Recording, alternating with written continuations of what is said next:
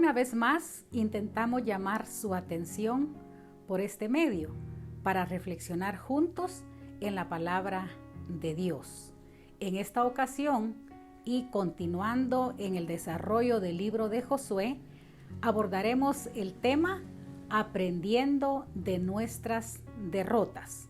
La base bíblica estará en Josué capítulo 7, versículos del 1 al 26.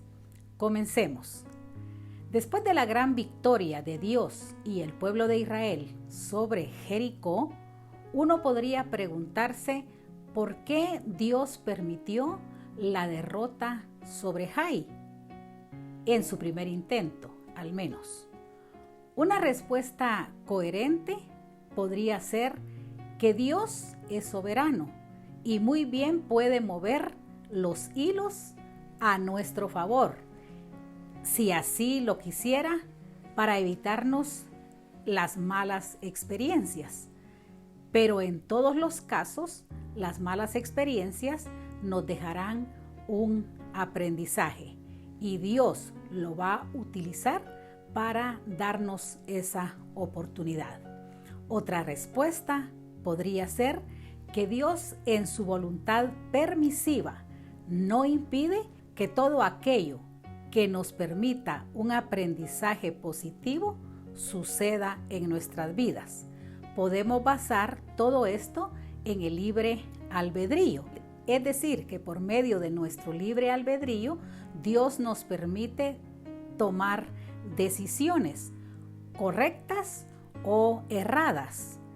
Toda decisión que el ser humano tome por su libre albedrío trae consecuencias positivas o negativas, y Dios no nos va a exonerar de ningún tipo de experiencia que por nuestra propia decisión hayamos tomado. A fin de que corrijamos nuestros errores, Dios nos va a enseñar de muchas maneras, y en este caso podríamos decir que Dios marcó un gran precedente. Con esto en mente, estamos listos para aprender de esta reflexión en el capítulo 7 del libro de Josué, hablando exactamente del primer intento del pueblo de Israel en la conquista de Jai. Jai derrota a Israel. El capítulo 7 describe en primera instancia el fracaso del pueblo de Israel al querer conquistar la ciudad de Jai y las razones básicas que incidieron para esta derrota consisten en por lo menos dos importantes aspectos. Número 1, que los hijos de Israel pecaron. Josué 6:18 dice de la siguiente manera: pero vosotros guardaos del anatema, ni toquéis ni toméis alguna cosa del anatema, no sea que hagáis anatema el campamento de Israel y lo turbéis. Esta es una advertencia que Dios hace al pueblo de Israel respecto de la conquista de Jericó. Iban a conquistar Jericó por los propios medios e instrucciones de Dios, y nada les estaba permitido tomar de él, sino aquellas piezas de oro, plata, bronce y hierro que Dios había dictaminado también que fueran consagradas a su altar. La verdadera razón de la derrota es que Israel ha pecado y aún han quebrantado mi pacto que yo les mandé. Fueron las palabras de Dios a Josué. Y también han tomado del anatema y hasta han hurtado, han mentido y aún han guardado entre sus enseres. Josué 7:11. Acán pecó delante de Dios al haber tomado del anatema. Pues vi entre los despojos un manto babilónico muy bueno y 200 siclos de plata y un lingote de oro de peso de 50 siclos, lo cual codicié y tomé, y he aquí que está escondido bajo tierra en medio de mi tienda, y el dinero debajo de ello. Josué 7:21. Acán, hijo de Carmi, hijo de Zabdi, hijo de Zera, de la tribu de Judá. Acán es la cuarta generación de la tribu de Judá. Dios nos rastrea cuando pecamos hasta la cuarta generación, pero también nos bendice hasta la tercera y cuarta generación cuando obedecemos su palabra, según Deuteronomio 5, 9 y 10. Es más, la palabra en Deuteronomio 7:9 dice: conoce pues que Jehová tu Dios es Dios, Dios fiel, que guarda el pacto y la misericordia a los que le aman y guardan sus mandamientos hasta 1000 generaciones. Qué promesa tan preciosa para todos aquellos que estamos en la intención y hacemos el esfuerzo de poder obedecer la palabra del Señor conforme nos es enseñada y también según entendemos por el Espíritu Santo. Pero ante los ojos de Dios, todo el pueblo había pecado, no solo un hombre, no solo una familia, no solo una tribu. Todo el pueblo había pecado delante de Dios. Una pequeña cantidad de pecado tolerada y aceptada entre los creyentes puede infectar al grupo entero. La palabra del Señor dice en Gálatas 5:9, un poco de levadura leuda toda la masa. Un solo hombre de Israel tomó de Jericó cosas que debieron haber sido destruidas o consagradas en el altar de Jehová. Él encubrió su pecado y trajo juicio a todo el pueblo de Israel.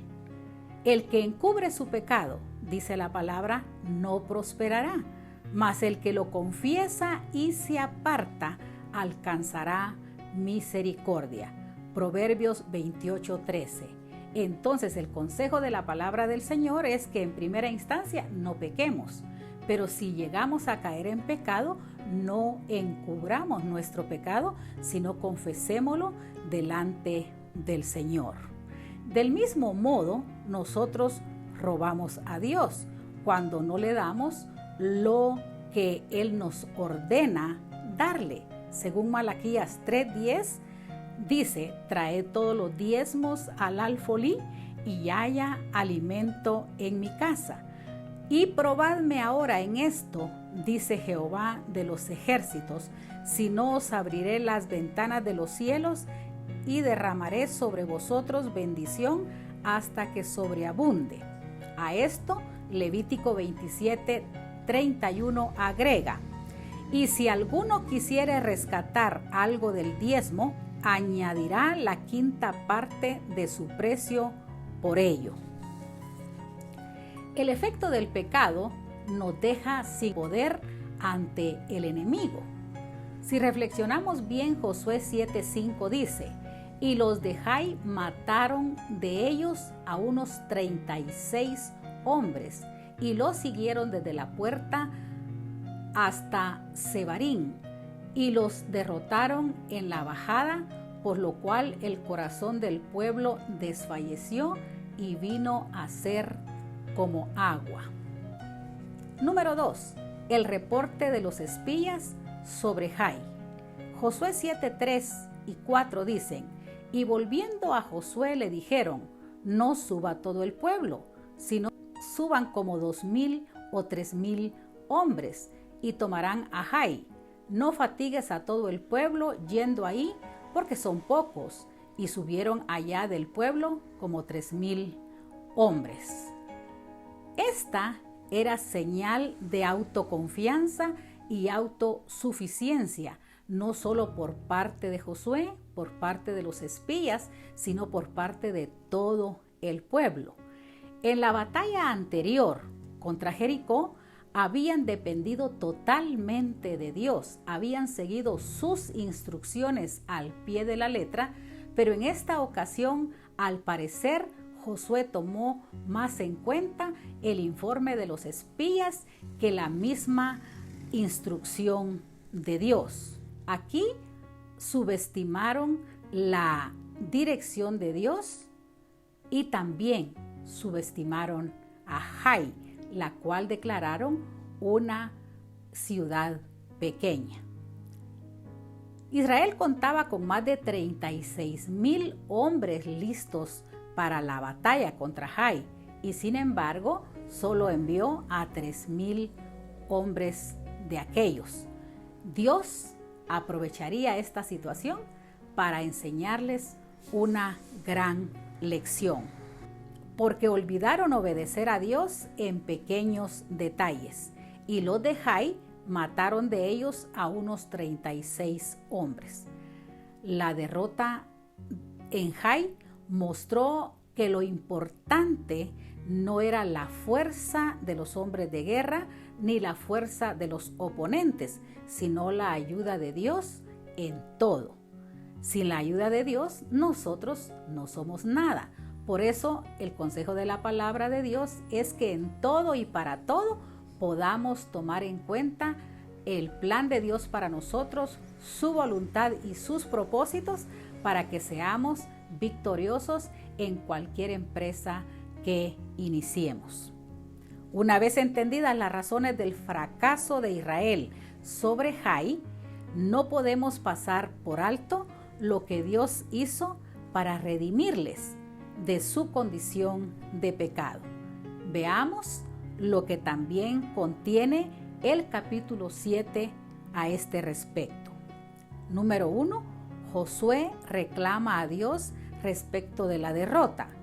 Josué 7, 6 y 7 dicen: Entonces Josué rompió sus vestidos y se postró en tierra sobre su rostro delante del arca de Jehová hasta caer la tarde, él y los ancianos de Israel, y echaron polvo sobre sus cabezas.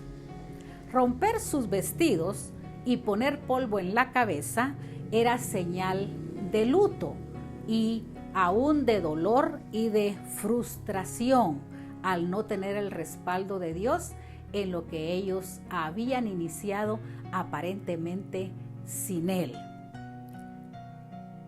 36 hombres habían muerto y pudieron haber sido más si Dios hubiera deseado ser más drástico con ellos. En Jericó no murió ninguno, porque la mano poderosa de Dios les había respaldado desde el principio. Josué entiende entonces que Dios no había peleado con ellos ni había ido con ellos contra Jai. Nosotros también debiéramos ponernos de luto cuando perdemos las batallas contra el pecado y contra el diablo mismo. Josué, en medio de su frustración, reclama a Dios y le dice: Señor Jehová, ¿por qué hiciste pasar a este pueblo el Jordán para entregarnos en las manos de los amorreos para que nos destruyamos? Ojalá nos hubiéramos quedado al otro lado del Jordán. Esta es una iniciativa humana bastante común. En lugar de reconocer nuestros errores e incluso nuestros pecados, normalmente buscamos echarle la culpa a Dios y hacerlo responsable por todos nuestros fracasos. Eso ha sido así desde el principio. Adán le echó la culpa a Eva, Eva le echó la culpa a la serpiente, en lugar de reconocer su pecado y de arrepentirse, también de pedir perdón. La oración de Josué demuestra su frustración ante el resultado contra Jai, pero Dios va a mostrarle a Josué la verdadera razón de todo ello. La buena noticia es que Dios no les había fallado. Él permanecía en medio del campamento de Israel, representado no solo por el arca del pacto, pero por su presencia misma, a través de ella. Número 2. El pecado debe ser traído a juicio, según Josué 7:13. Levántate, santifica al pueblo y di: santificaos para mañana, porque Jehová, el Dios de Israel, dice así: anatema hay en medio de ti, Israel. No podrás hacer frente a tus enemigos hasta que hayas quitado el anatema de en medio de vosotros. Israel no estaría listo para una nueva victoria, así como con Jericó, ahora contra Jai, si no estaba limpio del pecado cometido delante de Dios. Entonces Dios le da las instrucciones respectivas a Josué de qué hacer respecto de aquel pecado que se anidaba dentro del pueblo de Israel, pero que permanecía escondido. Aún Josué lo ignoraba. En el versículo 13 de Josué 7, Dios le da instrucciones a Josué diciéndole que se santifique él y que santifique también al pueblo. La palabra santificar significa que toda condición de pecado debe ser alejada de nosotros y que debemos ser apartados o separados para Dios únicamente. Así que el pecado no tendría que tener ninguna influencia sobre nosotros. Dios le dio las siguientes instrucciones a Josué: os acercaréis pues mañana por vuestras tribus, y la tribu que Jehová tomare se acercará por sus familias, y la familia que Jehová tomare se acercará por sus casas, y la casa que Jehová tomare se acercará por los varones, y el que fuere sorprendido en el anatema será quemado, él y todo lo que tiene, por cuanto ha quebrantado el pacto de Jehová y ha cometido maldad en Israel. Josué 7, 14 y 15. La Biblia en Romanos 6, 23 nos dice que la paga del pecado es la muerte. Aunque Josué desconocía, Dios conocía al hombre, a la familia y a la tribu en la que se había cometido el pecado. Y Dios no estaba dispuesto a consentir el pecado en medio de ellos, como ahora mismo Dios no está dispuesto a consentir el pecado en nuestras vidas, mayormente nosotros que conocemos la obra de nuestro Señor Jesucristo hecha en la cruz del Calvario por nuestra condición de pecado. Una vez que Dios tratara con el pecado individual de Acán, también con su familia y con todo lo que él tenía, la bendición podía ser devuelta a todo el pueblo. Josué entonces confronta a Acán y él confiesa. Su confesión está en los versículos 19 al 21 del capítulo 7. Un manto babilónico, 200 siclos de plata y un lingote de oro. Era el anatema que Acán había tomado. El pecado de Acán es traído a juicio públicamente. Podríamos decir que Acán fue juzgado delante de todo el pueblo. Y es aquí donde podemos señalar que Dios marca un precedente para que el pueblo de Israel medite más de una vez antes de volver a pecar delante del Señor. El versículo 22 dice: Josué entonces envió mensajeros, los cuales fueron corriendo a la tienda, y he aquí estaba escondido en su tienda y el dinero debajo de ello, y tomándolo de en medio de la tierra, lo trajeron a Josué y a todos los hijos de Israel, y lo pusieron delante de Jehová. Entonces Josué y todo Israel con él tomaron a Acán, hijo de Zera, y el dinero, el manto, el lingote de oro, sus hijos y sus hijas, sus bueyes, sus asnos, sus ovejas, su tienda y todo cuanto tenía, y lo llevaron todo al valle de Acor. Esta es la primera parte del juicio que Dios trae sobre el pecado de Acán. Pero en el versículo 25 literalmente dice: y le dijo Josué, ¿por qué nos has turbado? Túrbete Jehová en este día. Y todos los israelitas los apedrearon y los quemaron después de apedrearlos.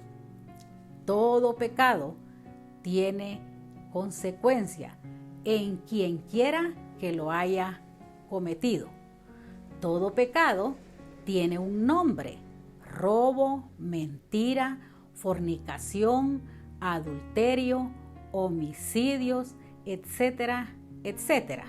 Y deben ser declarados por nombre delante del Señor.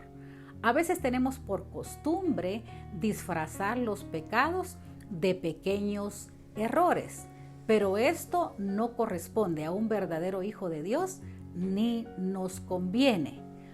Todo lo que Acán robó, más sus hijos, sus hijas, sus animales y todo lo que poseía en su tienda, fue quemado delante del pueblo para que no hubiera ningún residuo acerca de aquella prevaricación cometida. Los israelitas llamaron a este lugar Valle de Acor, que significa valle de problemas o desgracia. Y vaya si no son problemas y desgracias todas aquellas cosas que acarrean los pecados que hayamos cometido delante del Señor. Habían muerto 36 hombres y habían fracasado en su intento de conquistar Jai. Ahora Israel está de nuevo en posición para caminar con Dios y en el poder de Dios. La guianza de Dios vino de nuevo a Josué para intentarlo de nuevo con Jai, lo cual veremos en el capítulo 8 la otra semana.